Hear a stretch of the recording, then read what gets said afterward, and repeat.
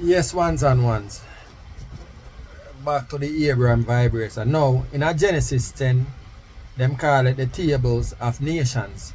And they mention the Japhatites, the Hamites, and the Semites. Now, we already know, I and I already established, due to for them word sounds, say, the Hamites are black people. So, them say the Japhites, so that be where we identify as white people. And the Semites, so that be the mixed multitude. What them call the Semites. So, but anyway, I and I already established that all of them are one and the same people. No matter how them are quite try go on like them want fool I and I said white people, not northern people them. Alright, so that at Genesis give the genealogy. Now Genesis 11, this is what I mention now.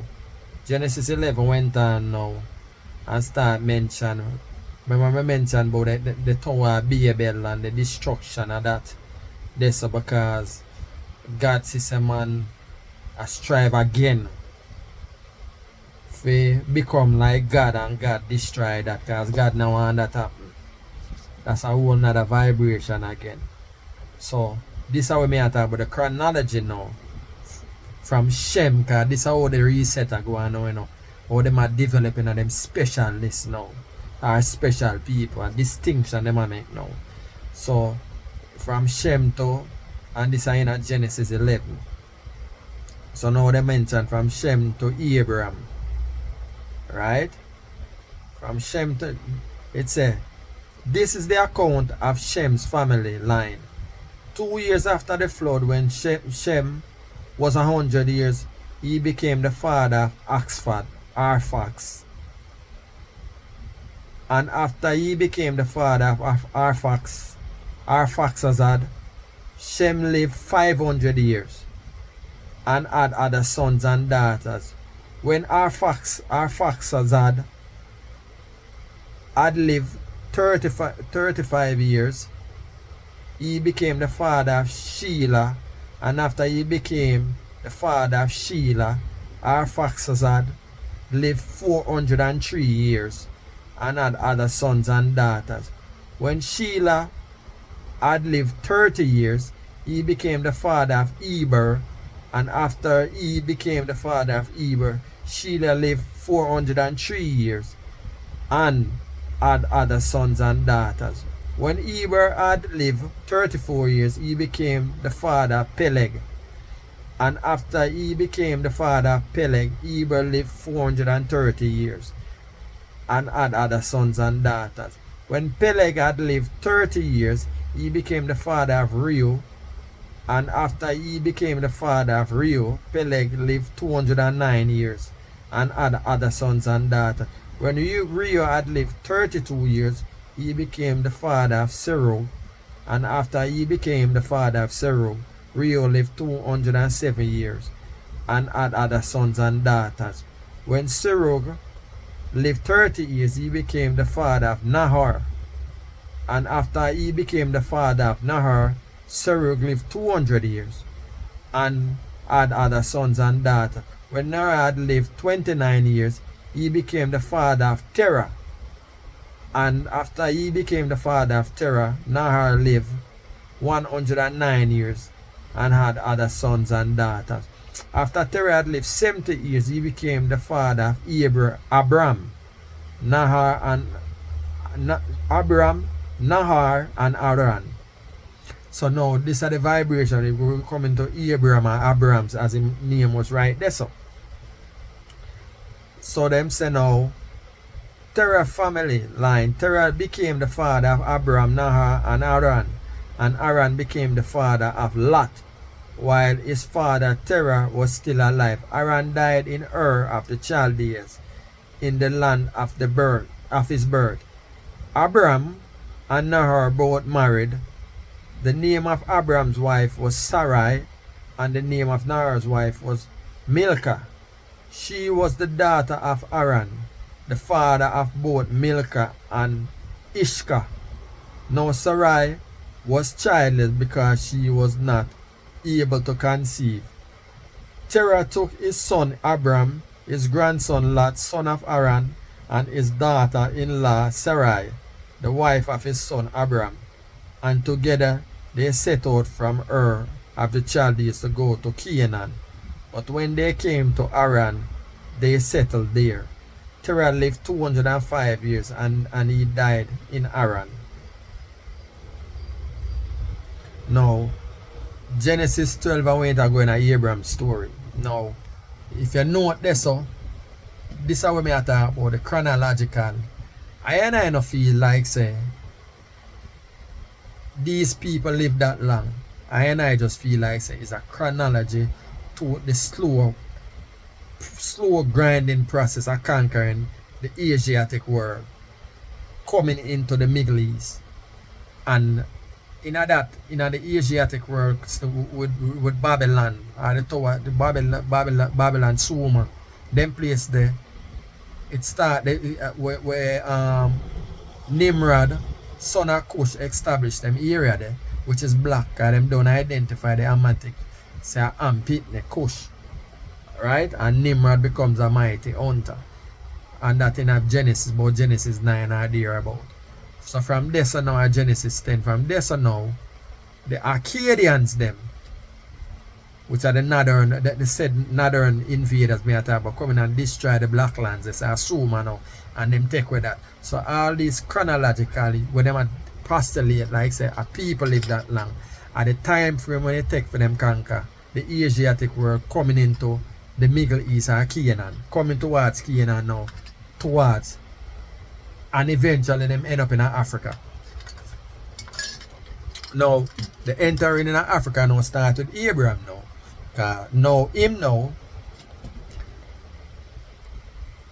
Him left, and in a film story, him left Haran, and him way he make up come into agreement because of polytheistic religious vibration. Him now accept that, so him believe in a one God. So him come within the knowledge of the one God concept, and him come in a conflict, and him have to flee.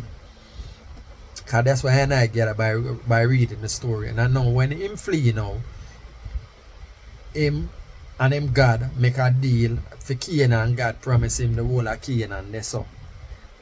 And famine coming at the land, and him end up in Egypt. No, God never sent him in Egypt. So him now end up now in Egypt now, and the first thing him do, him lie to the Pharaoh about Sarah him wife. And not only that alone. So when I read this story, the question that coming in my mind is like, when him said the Pharaoh want to kill him for him wife, I go kill him for him wife. And why I say Abram and them why too is based upon the description of him describe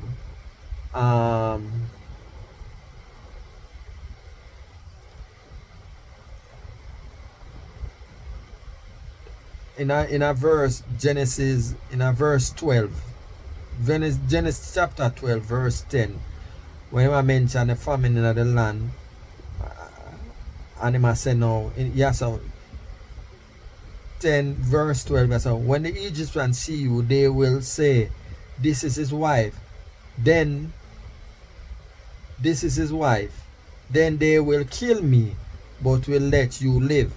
Say you are my sister, so that I will. So right as I know, if I come all the way from over there, when know about the Egyptian them, if you know so the Egyptian them wicked, when come up with that concept there? That's a whole nother story when I read the story and I come to. Not only that, it's now them change it here so in the NIV, but in the King version it mentioned her as being fear. So this is why I come now to the vibration and I say, yeah, at the continuation of the progress of white people are end up in Egypt now through Abram and Sarah. And the special, them are create a special vibration within them set of people here now. And this is how we evolve into what them call the Hebrew Israelites, and to protect Because every time I'm going to black space, to survive black space, this is why the interbreeding amongst themselves. And Abraham himself now declares, say, them never go outside, because when them learn, when them enter, the same northern invaders, when them enter in the black spaces in Arcadia, the Arcadian where them conquer Sumer, Babylonian and all them places there, them recognize, say, when them are interbreed, them are lose them whiteness. So this is why you know the interbreeding amongst them to preserve them whiteness. And also when Abraham, as it continue, just follow my train of thought and see what I try to show. Because we need to overse them biblical story and recognize what them are. And this is why I say these people are the slow progress, integration, assimilation, and then it come out to conquest. Now, Abraham him set up the earliest, where today modern day time, the system, you know, where the earliest phase of this system and the integration is system, when them forbid the Ephraim people them, which is the Hebrew. Cause notice, you know, Abraham right now say him God now have no name yet. I just him God. So right there, so at the slow evolution of them coming and a structure and a family themselves for becomes a nation. But right now them just a nomadic group in a black space, which is Egypt. And first thing him do, like I say, him deceive, and out time deception, the Pharaoh give him Agar. And the process now with Agar for sure, say when Agar get pregnant with Ishmael, the whole vibration with Sarah, and to find out in them story further along the line, them mention she have Pitney, and she eventually have Isaac, and out of that now them run with Agar. Now Agar are the Egyptian woman. Once again, it comes again, them disdain for blackness. But they're going to utilize blackness when it's necessary to preserve themselves or continue them culture, them genealogy.